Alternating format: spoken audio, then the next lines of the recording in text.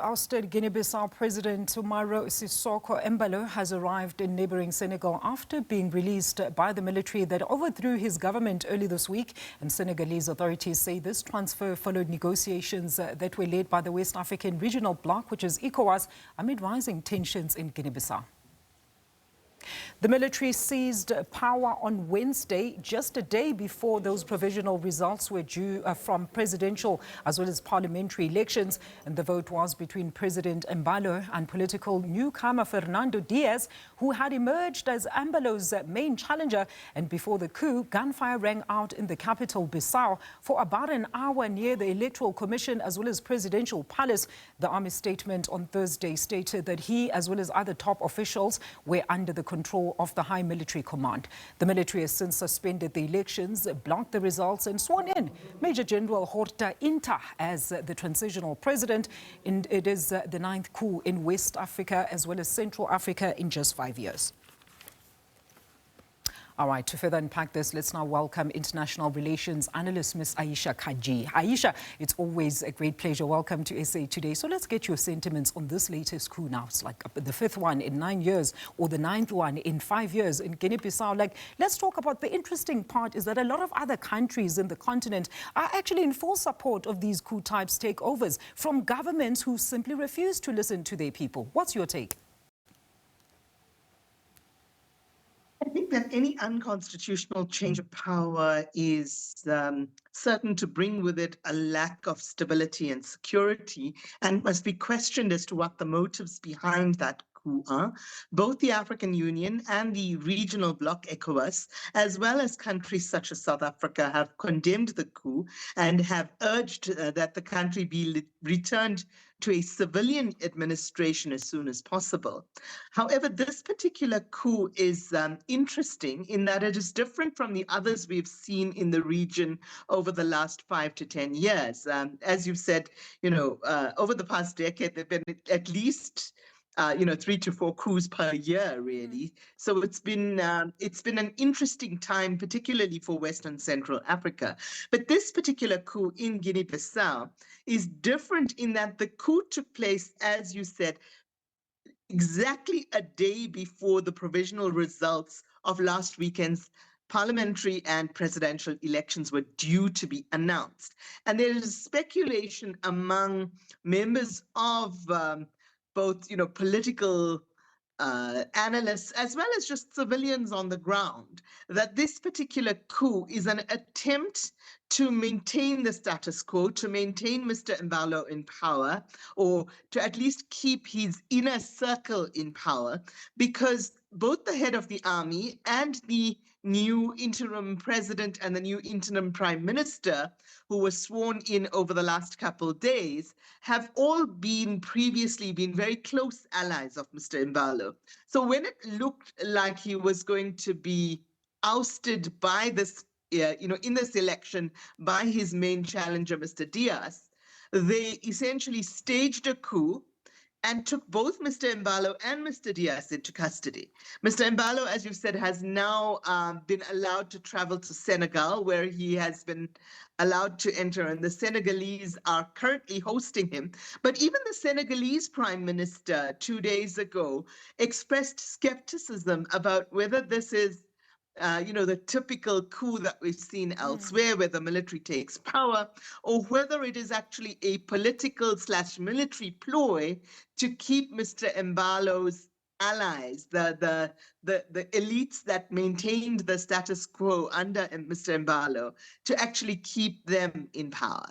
Both economic elites and political ones. I mean, Ayesha, maybe just briefly, let's just unpack some of the issues, key as well as critical issues that you think could have actually possibly led to this coup, because I'm not sure if you remember in 2023, of course, the incumbent Embaló, or the now ousted President Embaló, had actually said there was a coup attempt back in 2023, but that was a completely different circumstance as to what we're seeing now. Yeah. Yes, very different circumstances. Then bear in mind also that Mr. Embaló was elected for a 5-year term, and he initially said he would not seek re-election. He would not try to gain a second term. Yet when that 5-year term was coming to an end last year, so he was elected in 2019, you had the coup attempt in 2023, which was quickly suppressed. And then last year, you had calls for an election, given that that 5-year anniversary was approaching. And Mr. Embaló fudged the issue and, suppressed the protests around this and the demands for an election, and essentially postponed or delayed the elections until this year, until November this year. And when ECOWAS sent a fact-finding mission in February of this year to Guinea-Bissau, that fact-finding mission was unable to fully complete its work because there were threats from the president and presidential allies that they would be ejected from the country. So before that could happen, they left and they reported back to ECOWAS. But there were no measures taken against the Embaló administration at that time.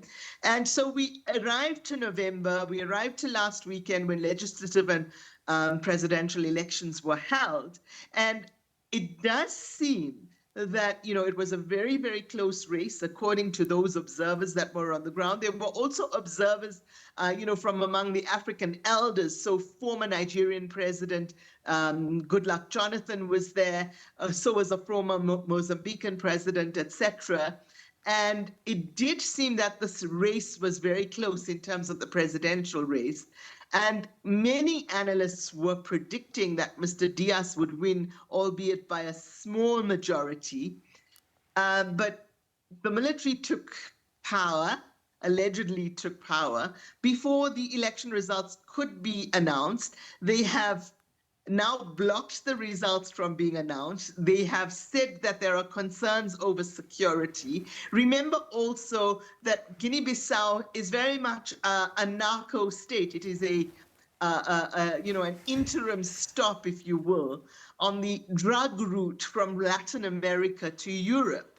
And so many of the, the corporations and people in power have gained power through this illegal drug trafficking. And so there is definitely a problem of the drug trade. The way Guinea-Bissau is geographically is that it has offshore several islands that make perfect staging posts as a stop, as a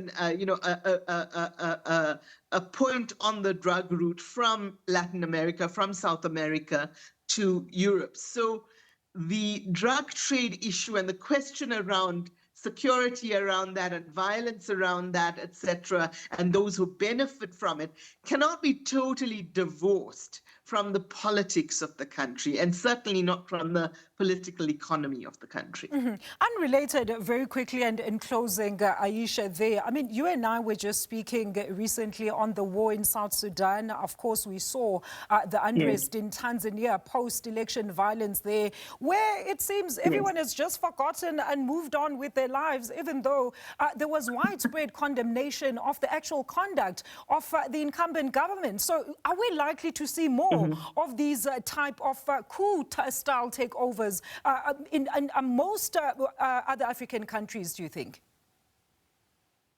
Well, I think some of these, not all of them, some of these coup attempts have certainly been directed externally. They've come from, or certainly they've been financed externally, or they've had external support. Now, without pointing fingers at any one state or group of states in terms of that, I would perhaps leave it at that.